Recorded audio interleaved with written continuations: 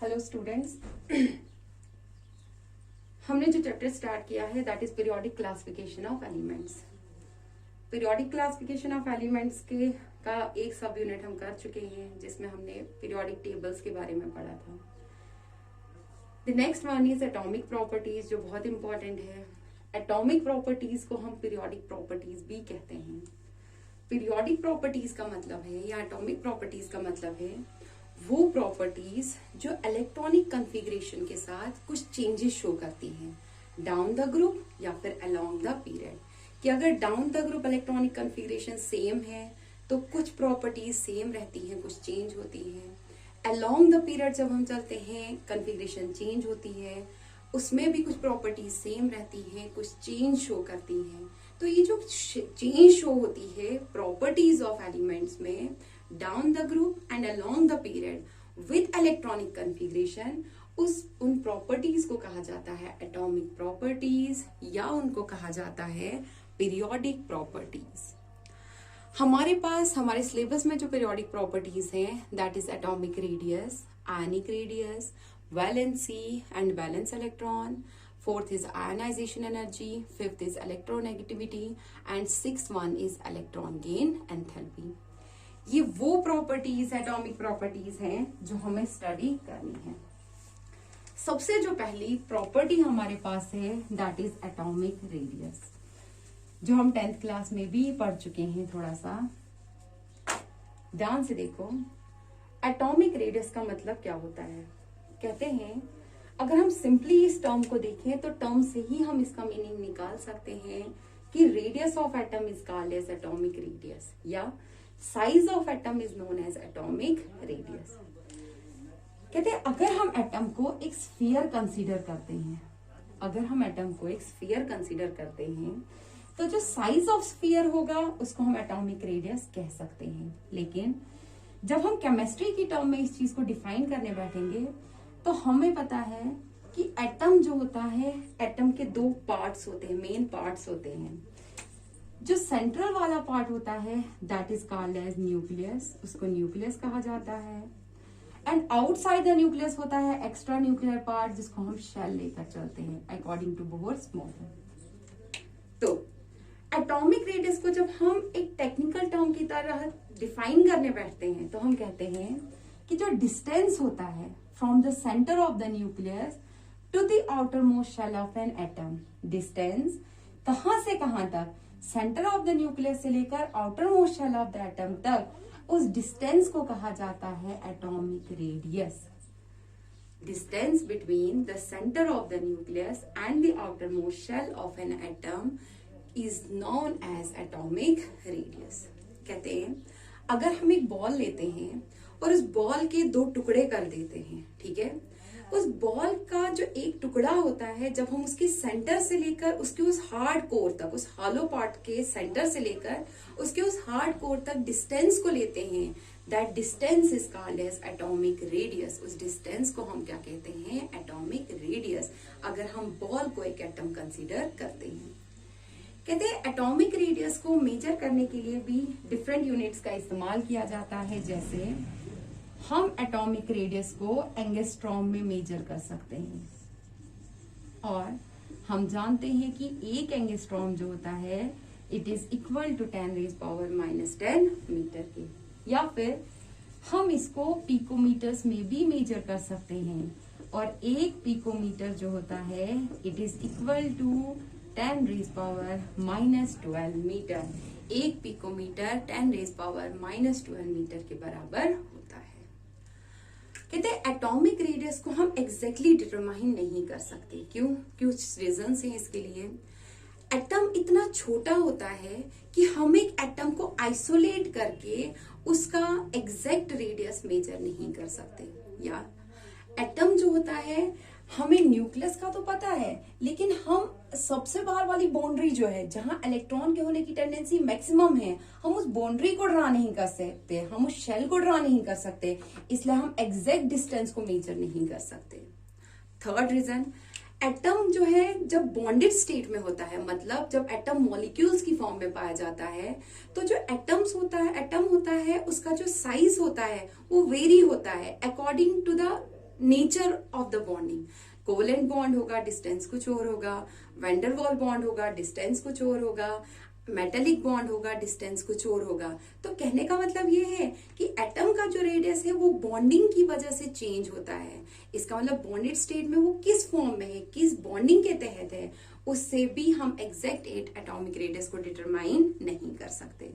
इसलिए exact atomic radius निकालने के बजाय हम एटॉमिक रेडियस को 3 डिफरेंट फॉर्म्स में स्टडी करते हैं, डिपेंडिंग अपॉन कि उसमें नेचर ऑफ बॉन्डिंग कैसी है। क्या उसमें बॉन्डिंग कोवलेंट है तो हम उसको कहते हैं कोवलेंट रेडियस। क्या उसमें बॉन्डिंग वैन डर वाल है तो हम उसको कहते हैं वैन डर वाल रेडियस। और क्या उसमें बॉन्डिंग मेटेलिक है तो हम उसको कहते हैं मेटेलिक रेडियस। इट मीन्स हमारे पास एग्जैक्ट एटॉमिक रेडियस को डिटरमाइन करना काफी मुश्किल है, इसलिए हम एटॉमिक रेडियस को 3 डिफरेंट फॉर्म्स में स्टडी करते हैं, कोवलेंट रेडियस की फॉर्म में, वैन डर वाल रेडियस की फॉर्म में, या फिर मेटेलिक रेडियस की फॉर्म में, जिसमें सबसे एग्जैक्ट अगर हम देखें दैट इज कोवलेंट रेडियस। अब हम इनको एक 1 बाय 1 करके पढ़ते हैं। सबसे पहला जो रेडियस हमने लिखा that is covalent radius. Covalent radius होता क्या है?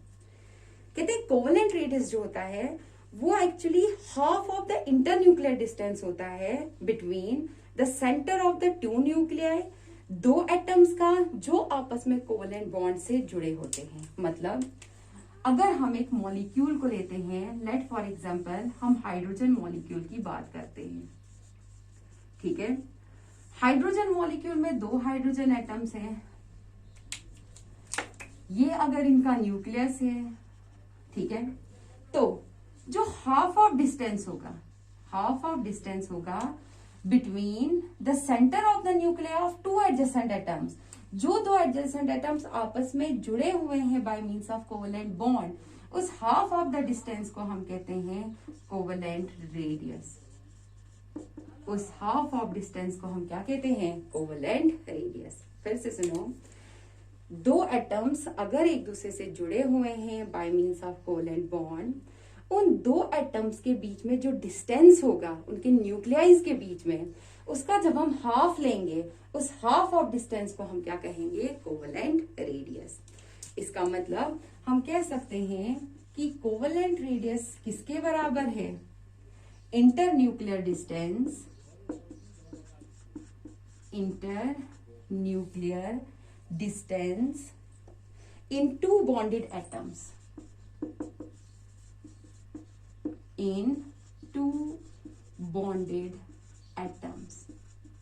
divided by 2।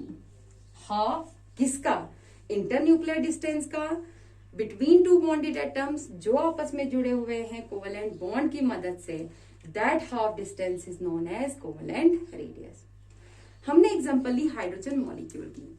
अगर हम हाइड्रोजन मॉलिक्यूल की बात करते हैं तो जो डिस्टेंस होता है between the centre of the nuclear of 2 atoms that is 74 picometre. वो कितना होता है? 74 पिकोमीटर।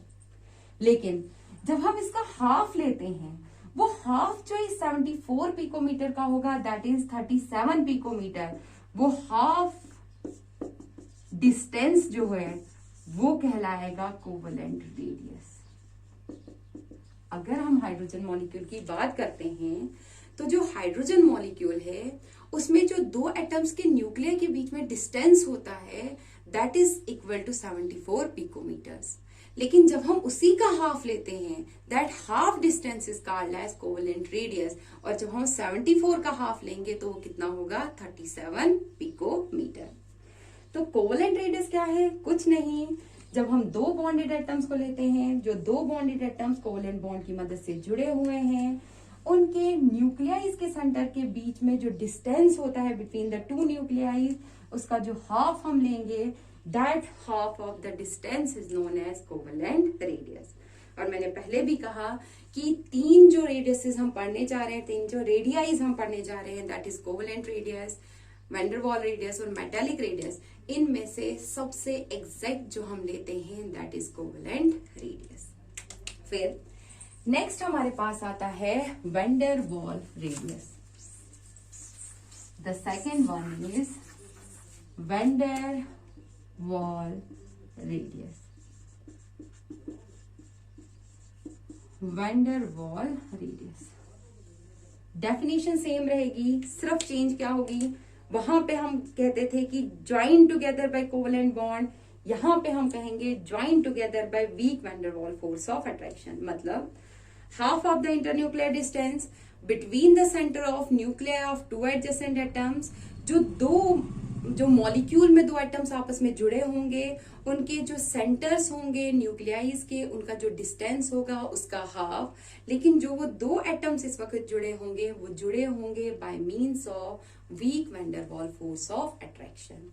और ये जो रेडियस है ये मोस्टली हम डिटरमाइन करते हैं in case of molecules that are found in solid state. उन molecules के लिए जो solid state में पाए जाते हैं. क्यों? क्योंकि हमें पता है कि vendor Waals force of attraction जो होती है ये काफी वीक फोर्स ऑफ अट्रैक्शन होती है. और वीक फोर्स ऑफ अट्रैक्शन होने की वजह से इसका जो मैग्नीट्यूड होता है वो काफी ज्यादा होता है. तो मैग्नीट्यूड अगर काफी ज्यादा होगा, हम जानते हैं कि जब हम 3 स्टेट्स को कंसीडर करते हैं, सॉलिड, लिक्विड और गैस को, तो सॉलिड स्टेट में बॉन्डिंग जो होती है, जो मॉलिक्यूल्स जो होते हैं, एटम्स जो होते हैं, वो एक दूसरे के काफी नजदीक होते हैं as compare to liquids and gases. Liquids और गैसेस में एटम्स या मॉलिक्यूल्स जो होते हैं वो काफी दूर होते हैं. अगर वो ऑलरेडी दूर होंगे तो उनकी जो फोर्स ऑफ अट्रैक्शन होगी वो बहुत ज्यादा वीक होगी. और फोर्स ऑफ अट्रैक्शन अगर बहुत वीक होगी तो रेडियस जो होगा वो बहुत ज्यादा होगा. डिस्टेंस जितना ज्यादा होगा रेडियस उतना ज्यादा होगा. इसीलिए हम वेंडर वॉल रेडियस को कंसीडर करते हैं उन मॉलिक्यूल्स के लिए जो मॉलिक्यूल्स पाए जाते हैं सॉलिड स्टेट में.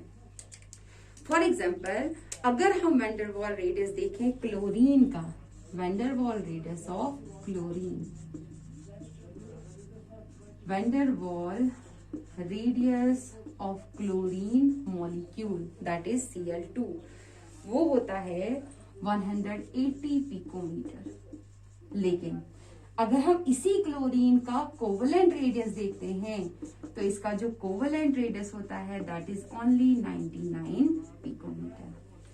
इसका मतलब हमने यहां से देखा कि among the two radii that is covalent and vendor wall, जो कोवेलेंट रेडियस होता है वो कंपैरेटिवली कम होता है. क्यों? क्योंकि बॉन्डिंग स्ट्रांग होती है, फोर्स ऑफ अट्रैक्शन स्ट्रांग होगी तो एटम्स एक दूसरे के नजदीक होंगे. इसका मतलब रेडियस कम होगा as compare to van der Waals radius. Van der Waals radius मतलब weak force of attraction, atoms दूर होंगे तो डिस्टेंस ज्यादा होगा, इसलिए रेडियस भी क्या होगा? ज्यादा.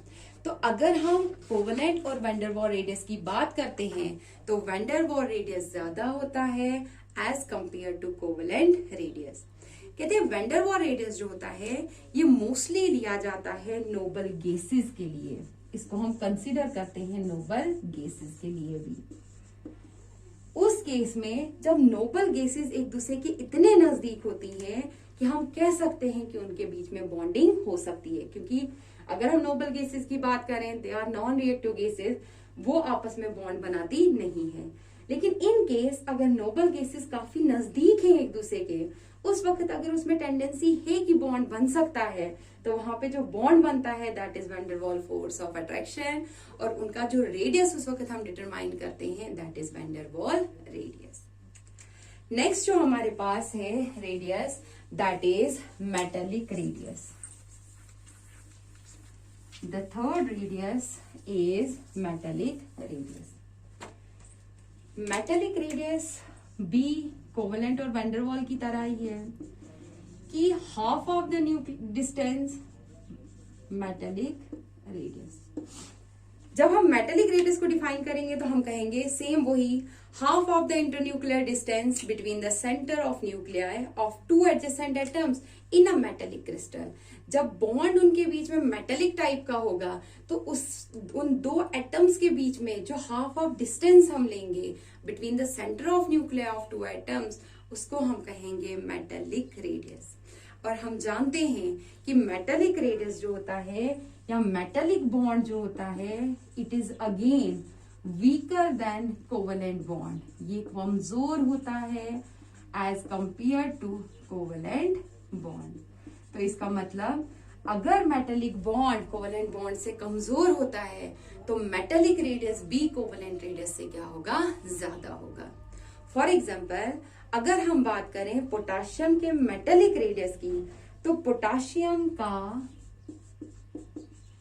मेटेलिक रेडियस जो है, मेटेलिक रेडियस ऑफ पोटाशियम होता है 231 पिकोमीटर। कितना होता है, 231 पिकोमीटर। लेकिन जब इसी पोटाशियम की हम कोवेलेंट रेडियस की बात करते हैं तो कोवेलेंट रेडियस जो इसका होता है दैट इज 203 पिकोमीटर। वो कितना होता है, 203 पिकोमीटर। तो यहां से हमने देखा कि कोवेलेंट रेडियस अगेन कम होता है as compare to metallic radius. तो among the three radii that is covalent, van der Waals and metallic radii, इनमें से सबसे जो वीक होता है, जो बॉन्ड वीक होता है दैट इज वैन डर वाल। इसका मतलब सबसे ज्यादा जो रेडियस होता है दैट इज वैन डर वाल, उसके बाद होता है मेटेलिक रेडियस, और सबसे कम जो रेडियस होता है that is covalent radius. That is why कि कोवेलेंट रेडियस को कंसीडर किया जाता है as the exact atomic radius.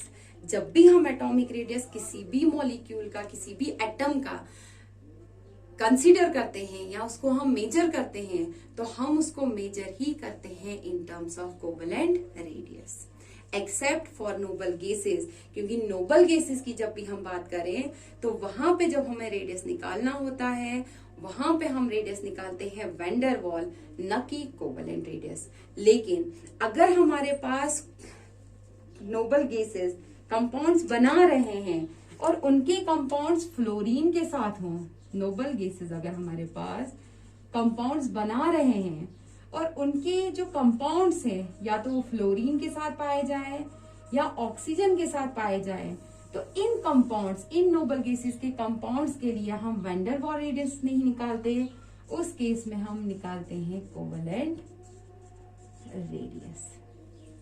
तो हमने कहा कि एटॉमिक रेडियस को हम एग्जैक्टली डिटरमाइन नहीं कर सकते हैं। क्यों? क्योंकि एटम बहुत छोटा होता है, इसलिए हम एटॉमिक रेडियस को 3 डिफरेंट टर्म्स में पढ़ते हैं, covalent radius, van der Waals radius and metallic radius. तीनों को जब हम टर्म में डिफाइन करेंगे तो हम कहेंगे half of the internuclear distance between the 2 adjacent atoms in a molecule. एक मॉलिक्यूल में half of the internuclear distance कितना निकलता है, that is called as atomic radius. फिर अगर वहां पे वो कोवेलेंट बॉन्ड से जुड़े होंगे तो हम उसको कहेंगे कोवेलेंट रेडियस, अगर वो वैन डर वाल बॉन्ड से जुड़े होंगे तो वैन डर वाल रेडियस, और अगर वो मेटालिक बॉन्ड से जुड़े होंगे तो मेटालिक रेडियस। नेक्स्ट इसमें हमारे पास आता है variation of atomic radius down the group and variation of atomic radius along the period. वो हम नेक्स्ट लेक्चर में कंसिडर करेंगे।